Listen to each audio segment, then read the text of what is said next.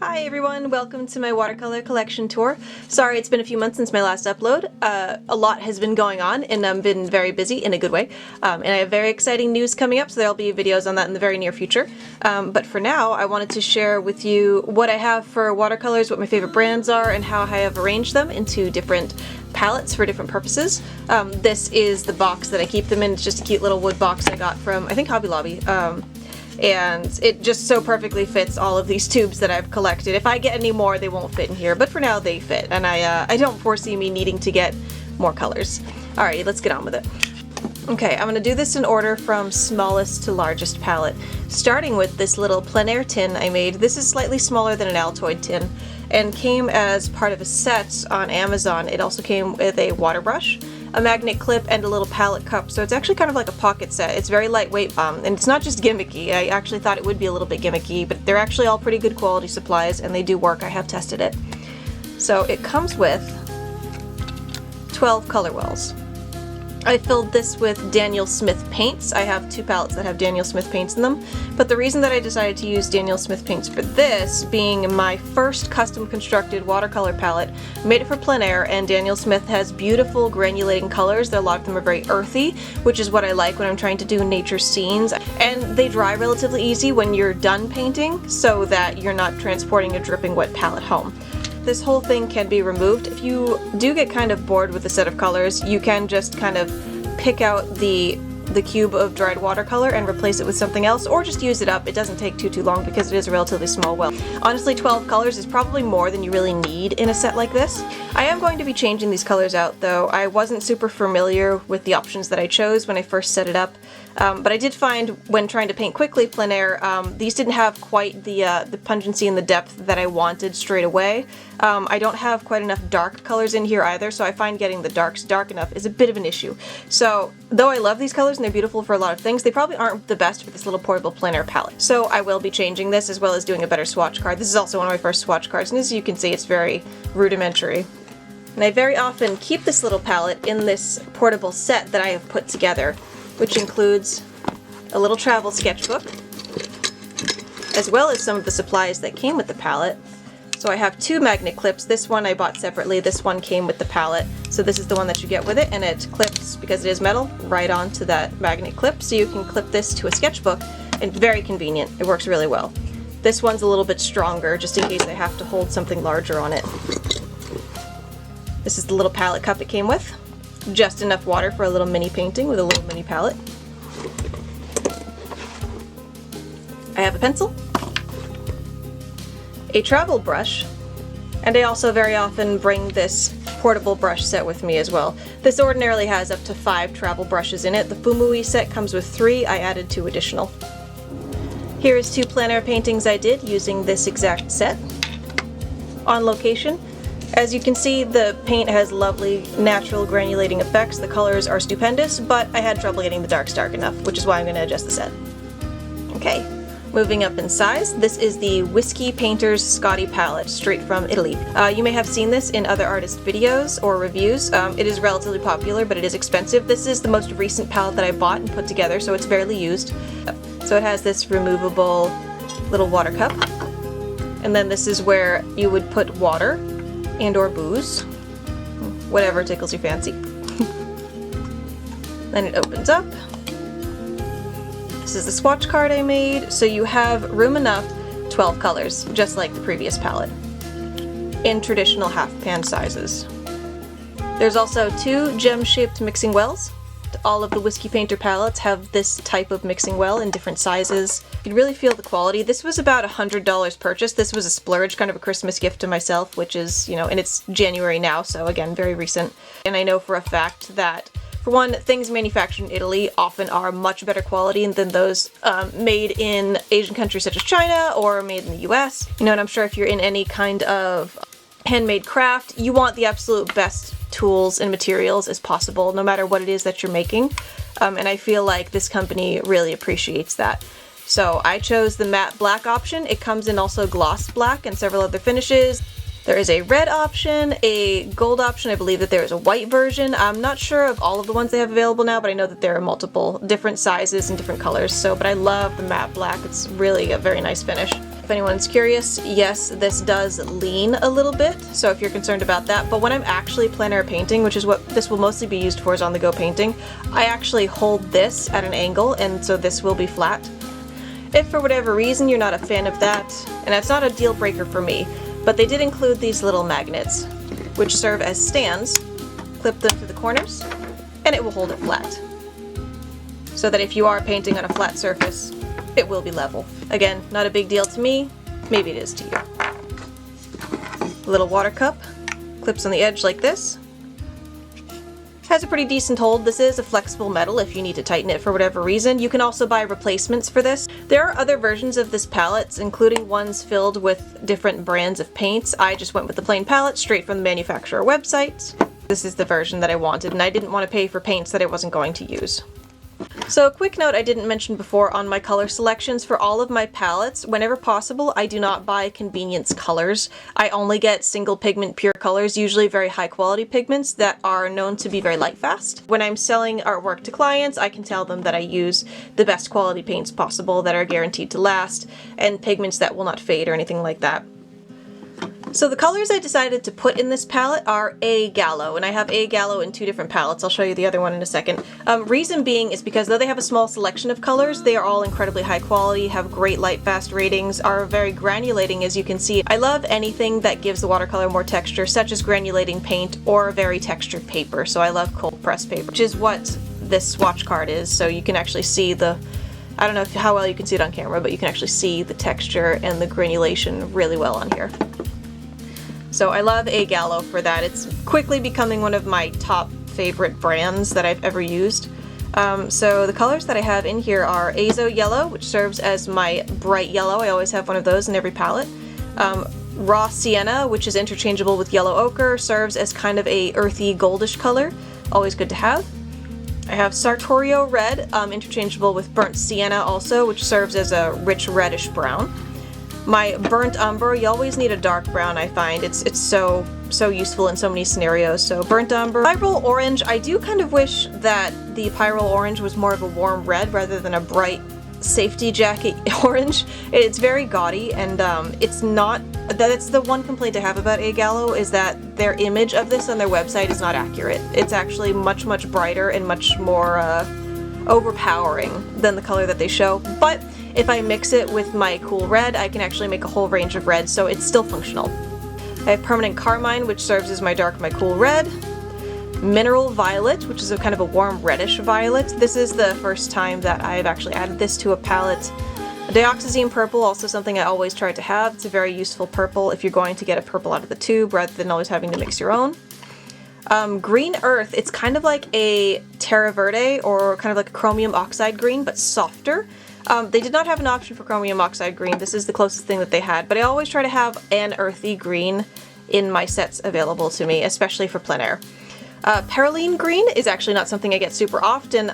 Most of the time when I see perylene, it's usually a mixture of other pigments from other brands, which I don't like, but this is actually a single pigment perylene, so that kind of serves as a dark, cool green, or can mix various forms of blacks. So that seems like that will be useful. My Power Blue, I'm using Phthalo Blue here, and as my more neutral blue, I have Ultramarine, so it's a very versatile palette. I can probably paint almost anything or create almost any color, especially colors found in nature with this palette, so big fan of that. Okay, moving up to the next size. This is the second palette I ever constructed, so this one is also a little bit of a mess. The swatch card also doesn't fit inside the tin because these colors have moved tins a couple of times, so that's this one needs improvement for sure. But this is a very inexpensive tin. This is kind of the American style that you see most people using, and they're super lightweight, portable. If you get a good one, and there's all different versions of them from different manufacturers, but if you get a good one, it will last a while, which is great. But then I've seen other people say that they've gotten them from the wrong place at the wrong time, and it fell apart on them. So the colors that are in here are Sennelier honey-based watercolors. This is the brand from France. Now, I've been using these paints for quite a while. I probably use these more than most of the other ones that I have because I've had them for so long. And they actually came in a pre-made set, and I bought these kind of before I really understood watercolors, or I knew what I would actually like. So there are actually some convenience colors in this set that I wouldn't ordinarily buy. So once I use them up, I'll be replacing them with custom colors that I choose myself. But what I really love about this set is that because of its mid-size and its lightweight, I can kind of bring it anywhere, and because the paints are honey-based, they reactivate very, very easily, which is excellent in all kinds of scenarios, except sometimes when you're plein air painting, or you're in a hurry, or you're moving around a lot, and you've used them or added a lot of water to them, and they take a little while to dry. I found that this set dries a little bit faster than my other honey-based set, but to get around this, especially if I'm plein air painting, all I do is I just take a paper towel and dab off the excess water, and maybe fan it off a little bit, maybe with a swatch card when I'm done painting to try to encourage it to dry faster. I haven't had a lot of leaking problems with this palette, so not all honey-based paints have this issue. Just be aware of the paint that you're using and how it behaves, so that if you do close up a wet palette and put it in your bag when you go to leave a painting location, that it doesn't drip all over your stuff. So the colors that I chose for this set, I have a Payne's Gray. Again, another color that's very difficult to find as a single pigment rather than a pre-mixed convenience color. I actually think that this is the Payne's Gray that came with the set, and this is pre-mixed, so I won't be keeping the Dioxazine Purple, which I always like to have, Ultramarine Blue, a Cobalt Blue. I don't think that this color came with the set. I think I bought this color separately, so this is a single pigment genuine Cobalt Blue. Forest Green, I'm not a huge fan of. I think it's like some kind of phthalo green mix, but I also added Chromium Oxide Green, which I love. This is my favorite earthy green to have. My Carmine, which serves as my cool red. Vermilion, this is not genuine vermilion, this is a mixture, so this came with the set as well. Pyrrole Orange, again. Burnt Sienna. Yellow Ochre, which again is my earthy gold yellow, and Hansa Yellow in this set. I believe this one also came from the set. Not my favorite yellow ever, but it does serve as my bright yellow. And then I just have a few additionals that I added, so there's quite a bit of space in the middle here to add extra colors. Another one of the things I like about these tins is not only is this tray removable, if you want extra mixing space, if you wanted to add an additional 4 or 5 colors, you've got room for it. If you are ever seeking to buy one of these tins, I highly recommend the ones that have the rolled metal all the way around the edges, so it has much fewer sharp parts or areas where your color can drip off. This does slant down slightly. This one in particular actually lays pretty flat, which I love, but it does have a slight slant, so your colors would drip off the corner if they were not rolled. And I also like these slightly wider wells. Sometimes they have like tiny little rounded wells. I don't like that very much. And these two much larger square wells. Again, I much prefer the Euro style palette, but you can find good versions of these, and they're certainly very lightweight and very versatile, so that's great. So here is a finished and framed painting I did with those Sennelier paints. As you can see, these paints can make very beautiful paintings and lovely effects, and this was even done on cheap, crappy paper, so not too bad. If you want to see the video version of this, I did a review and time-lapse on my channel, so go check that out. Alright, we have our first heavy-duty palette. This is also from Whiskey Painters. Again, made in Italy. This is their Bella version. So this is not a palette I would take plein air painting with me. I have done it before, and I kind of regretted it a little bit because it is a little bit heavy and it's a little bit cumbersome. And because it is metal, I could put it on a magnet clip and it will work, but it is heavy, so it weighs down the sketchbook quite a bit. If you are curious, this particular palette, if you like this size and this design, which I love and I think that it's worth it, but this was about a $140 palette, I think, at the time that I got it. The Whiskey Painters palettes go up in price based on the size that you get in the design. There are smaller ones, like bijou boxes, as low as 70, 80 bucks maybe, I think maybe 60 something when they're on sale, all the way up to 200 something dollars for their largest palettes. It has rolled edges all the way around, no sharp corners. I know that this is a palette that's going to last, so I love it, but I prefer to kind of use a tabletop or at home, or maybe in a class rather than on plein air. The colors I decided to put in here are again A.Gallo. As you can see, I can fit all of these half pans all the way around the edges, and I can fit several more in the center. And I decided to put some standard pans instead of half pans in the middle. I'm not 100% sure on what colors I'm going to have going through here in the end, but I have the available space for when I'm ready to adjust it. So the colors I have in this one are Permanent Carmine, Pyrrole Orange, Sartorio Red again, Burnt Umber Dark. Originally I got their standard Burnt Umber, but the Burnt Umber Dark is a little bit darker and I like to have a dark brown available. Raw Sienna again, Azo Yellow, Green Earth, Phthalo Blue, Ultramarine. This time I've added my lapis lazuli blue. They do have a lapis lazuli. I always love when a brand of paint carries that color. I like to have those options available if I ever want to splurge and get those colors and include them in my paintings. Then we have dioxazine violet and mineral violet again. And then up here I've got Roman Black Earth. Not highly recommended. It's not a very strong color. I thought it would be a little bit more black, but it takes a lot of water to activate and to actually get the depth of color. Even on the swatch card I struggled to get it dark enough. So that will probably be replaced with something else. They also have a limited selection of tubes available right now. They're a smaller company and they're going to be coming out with more in the future, so I'll just wait to see what they have and what I can replace this with. This is titanium white. And then we have the Paraline green, and then over here I decided to test out one of their metallic gold colors, so that just adds a little bit of shimmer and shine if I want a bit more of a glossy metallic-y effect, and it's actually very pretty. A little bit weak in pigmentation, but it is a cool effect, and you can add it to almost any color, and it doesn't have a lot of tinting strength, so I like that. And then I added white gouache. So I did this sketch in my 100% cotton Bao Hong watercolor sketchbook of these African fish eagles with that A.Gallo set. As you can see, the granulation and the texture of the paper come together really beautifully, as well as these earthy tones that the A.Gallo paints are so great at. Alright, so this next palette is one of the two largest and probably the prettiest palette that I have. I love this color. Purple is my favorite color. So we have this metallic purple. As you can see, this is kind of a cheap knockoff of those Whiskey Painter tins. This one is made by Meeden, and you can actually get these in a couple of different colors and styles on Amazon. So it was much, much cheaper, but as you can see, I haven't used it excessively. I've had it for maybe a year, and the paint is already chipping. So there's already some flaws kind of coming through, but with how much I paid for this, which was not much at all, it's really still worth it to have. If you want something this style, something that's a little bit tougher and sturdier and better made, and you don't like those conventional American style tins, this is a good alternative. Look how pretty that is. And it holds quite a bit of colors. So this palette for sure has my largest selection of colors. I believe I have 24 in here, and there's even more room in the center, which I probably won't fill because this is more colors than you'll ever need. It's more than I would usually ever use. The reason I designed this palette this way is because of the brand and the color selection. So these are all Daniel Smith paints. These are mostly Primatech colors, and I wanted to have a whole primarily Primatech set, because I just love the idea of the minerals and the precious stones and everything in paint. Now there has been some question as to how legitimate their claims are, that that's all that those paints are. They may be mixed with other pigments in order to keep the colors consistent in case there is a shortage or an impurity in the pure mineral or stone that they are using.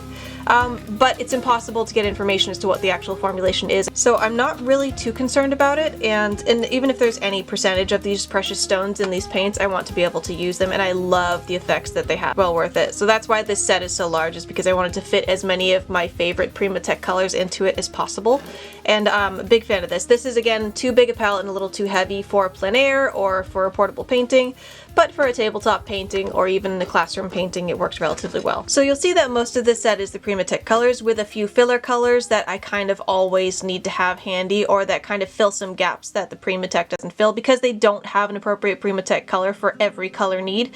They have a lot, but not all of them. So a couple of my custom color selections have kind of filled in those gaps.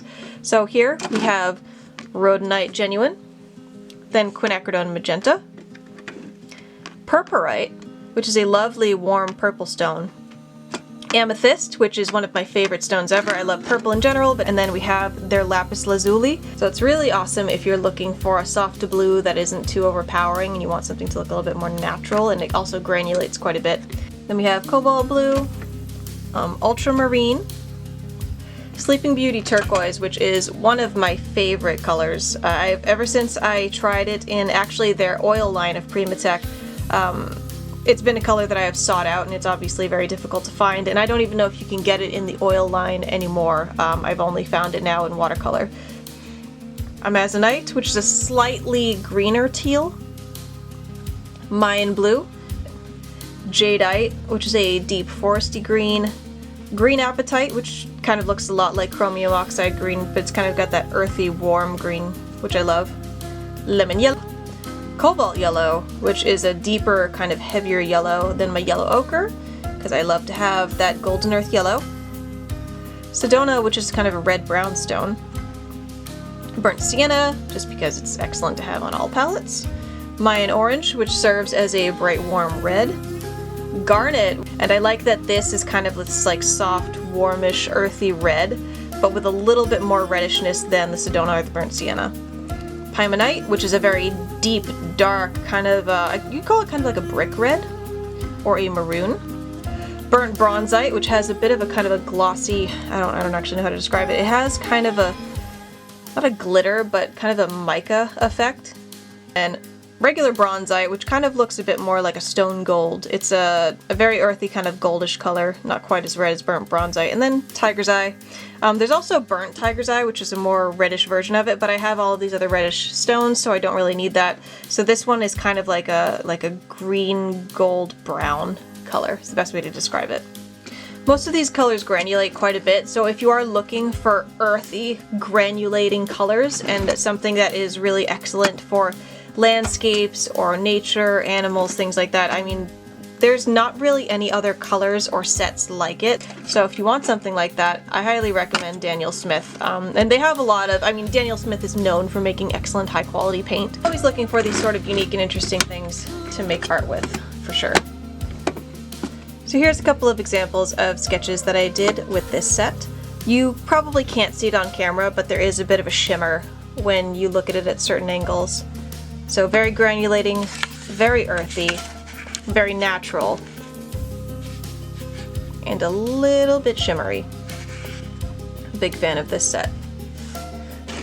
Okay, and now for my largest palette. This one is not for plein air at all. This is kind of just exclusively my home or studio palette. You can get these very convenient plastic palettes. This is the only plastic palette I use, from Amazon in all different colors, and a lot of different manufacturers make them because they are such a popular design, but they're so convenient and they're just kind of perfect if you want big wells and big mixing space, and you still have portability if you want to take this with you somewhere, but I just have so many other palettes that are better for portability, I just don't even bother.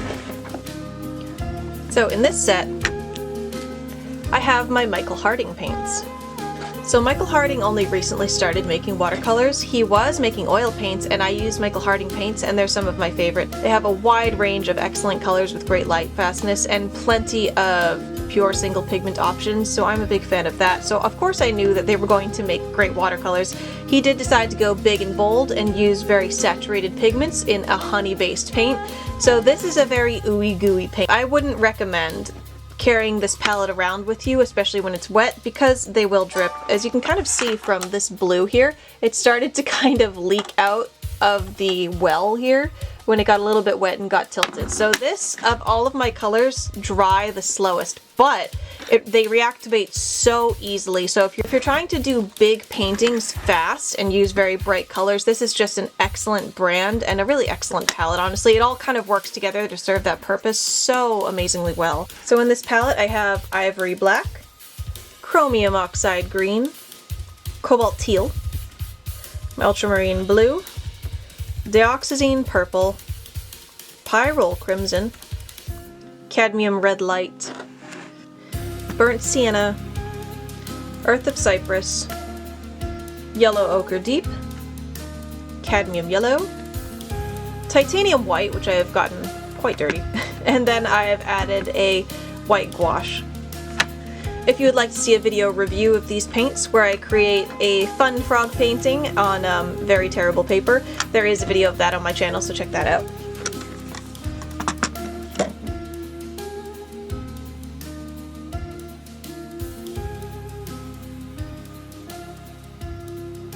Alrighty everybody, that is all of the palettes that I've constructed so far. Thank you so much for sticking with me. If you want a more detailed review or a painting done on video with any of these palettes, please let me know, or if you want info on any of my other supplies, I am happy to do that. Please leave a like if you enjoyed, subscribe if you'd like to see more, and I'll be back soon with some big news. Thank you, and I'll see you in the next one. Bye everybody!